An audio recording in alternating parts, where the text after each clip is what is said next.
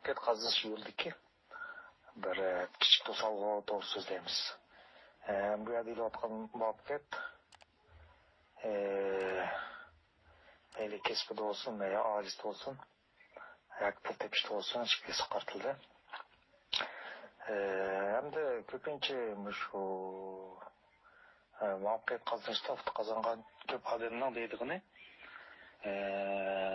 çoğum adam muvaffaqiyat qozonish uchun kelgusidagi muvaffaqiyat qozongan o'zini ko'rish va shundoqla muvaffaqiyat qozona oladiganlik ishonish kerak degan so'zdan chiqishdi. Ammo bu hamda aytilmoqqa bir qadar o'ng'aydek bo'lgan bilan qilish uncha o'ng'ay emas. Nimishqa? Chunki bir odam muvaffaqiyat qozonishdan burungi holatida o'zining muvaffaqiyat qozonganligiga ishonishi bir qadar qiyin bo'ladi. Undan keyin u muvaffaqiyat kelgusini ko'rishimi bir qadar qiyin bo'ldi. Chunki odamning kallasiga birinchi keladigan ish hozirgi bu holatda nimaga tayinib muvaffaqiyat qozonaman degan savol uni 100% to'sa qo'ydi. Bu xil o'ylash aql muvofiq. Chunki muvaffaqiyat qozonib bo'lgandan keyin muvaffaqiyat qozonishning o'g'ay o'ziga bo'lgan ishonchni ko'tarilga kelishga u gapni demak o'g'ay bo'lgan bilan muvaffaqiyat qozonmagan holatda o'ziga ishonish yoki bo'lmasa kelgusini ko'rish unchalar o'g'ay bo'lmaydi. Shuna nurg'un odamlar tuyuqsiz ancha-muncha o'ziga ishonish bo'lgan bilan ko'pincha vaqtlarda yana o'ziga ishonishdan tuyan bo'lishdan tezla qilib qo'yishdan voz kechishga avvalda. Endi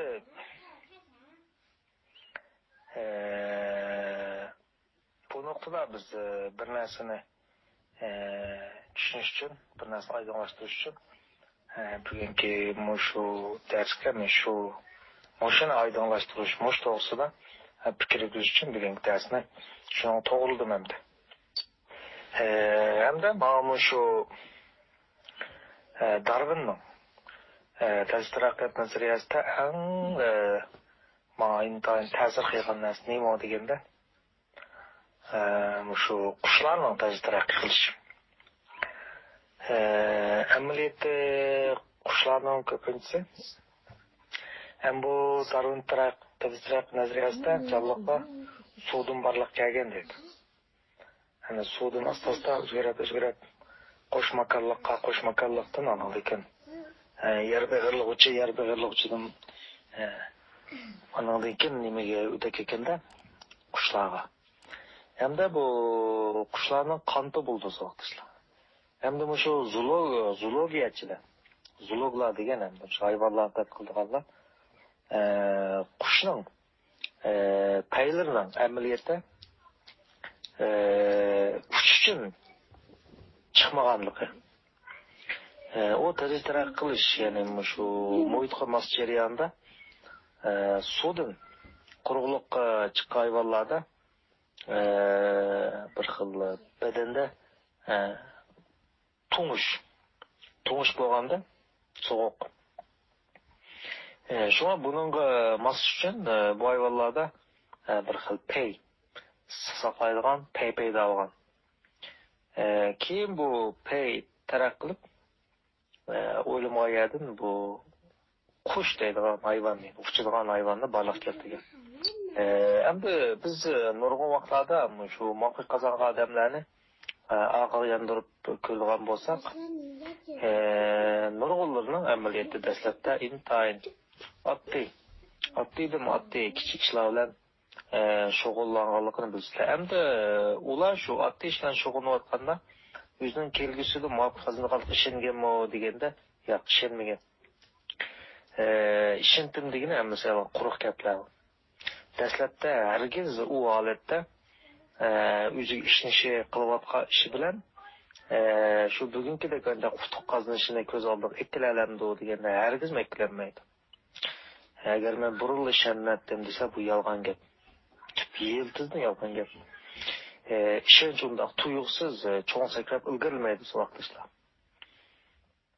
Chunki uni kallasida bayatın degandek men nimaga tayinib bunda qila olmayman degan savol paydo bo'ldi. Ya alayda emas, ya bir favqulodda ixtiyorim yo'q, men nimaga tayinib bunda bo'laman deb oyoqni ko'rib oldi. Gap mushadan ketib qoldi degan gap. Xuddi relsi to'xtaqliq poyezdning ostiga biz kichik bir tosh qo'yib qo'ysak, poyez yaqincha qilibmi, yaqincha may beribmi, kuchapmi, ma'lummaydi, qo'zg'almaydi. Turg'uliq holatda kichik bir toshmi uni tuzoq paydo qildi. Shunga nurg'un odamlarning muvaffaqiyat yo'liga qadam olmoq tez. Birinchi qadam intayin tez. Nurg'un odamlar uchun kichik bir to'solg'ularmi, xuddi poyezdning ostida kichik tashdek uni to'xtatib qo'ydi savoqdashlar. To'xtatib qo'ydi. Shunga birinchi bo'lib mush narsani oydinlashtirish kerak. Undaq bo'lmaganda uchsa, muvaffaqiyat qozonganlar o'ziga intayin ishindo deb qarasanglar, bu butunlay xato ish ketisizlar. Ular dastlabda ularning o'ziga bo'lgan hech qanday ishonch bo'lmaydi. Ammo toshni elib o'tgan ekan, kichik toshni. Poyezd asta-asta qo'zg'aldi-ku, tikring qilib ma'lum bir suratga olganda, toshning o'rniga yo'q, mashina qo'yib qo'ysimi, bu mashina bu poyezdni to'solmaydi, hech qanday uni surat bor, tezlik bor, inersiya bor. Bu inersiyaning ta'sirida o'ta ketadi. Shu muvaffaqiyat qozonib ma'lum bir yerga borganda, xili cho'ng to'solg'ularmi, dastlabda uni to'solmaydigan to'solg'ularmi, uni to'solmaydi degan gap. Buni yana snowball effect. Shu qor dumulimiz effekti degan nima bilalaymiz-da. Qarma kichik vaqtda dumulasanlar yomon ta'sir yo'qnab eng oxiri birli dumulasa nurg'un qorni o'ziga jug'ilib oldigan holatga bordi. Yoki bo'lmasa shaxmat taxtasi effekti. Masalan, burun bir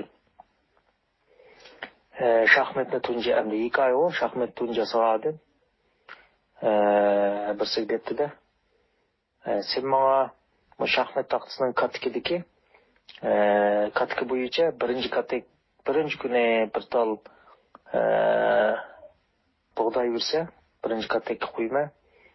Ikkinchi kuni 2 tal bug'doy bersa, ikkinchi katakka qo'yma.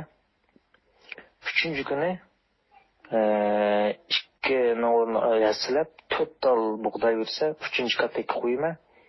4-chi kuni 8 tal bersa, 4-chi katakka qo'yib, mana shunday yasilab bersa, ben sana kunda bir tağa buğday vermem.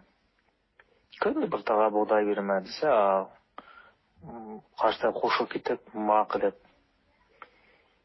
Ameliyatda bunu nasıl hesaplap baksan buldu uyda.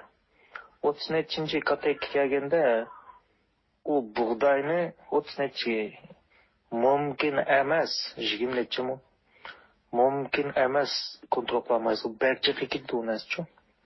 Barcha buni hesaplab damaloqi va bu ozgan birinchi berishga tal buğday degan bishtaga buğdaydan to'shab qolmamdi deysizlar. Amaliyat hesaplab baxsanglar, unda olmaydi. Yo'qimiz qog'ozni qatlab, agar yo'g'on yetarli qog'oz bo'lsa, bir qatladinglar, qatlaganni yana ustiga qatlaysizlar. Buningmi 20-nechisi kelganda 30 mosh qilib qatlabchimi, agar yetarli qog'oz bo'lsa. 30-nechisi kelganda shu yer sharining oyining qilinligi chiqijimi ashno. Qilinligini aytimi? Uzunlik emas, kengligimiz qilinligi qatlab bersangiz. Dastlabda bu mumkin emas deysizlar, ammo hisoblab baxsangiz desa, uni aytsizlar, aytaq. Adamni e'lon qilirlik natijalar chiqadi. Mushularning hammasi nima desa, mushlarning hammasi men demoqchi bo'lgan narsani tushuntiryapti.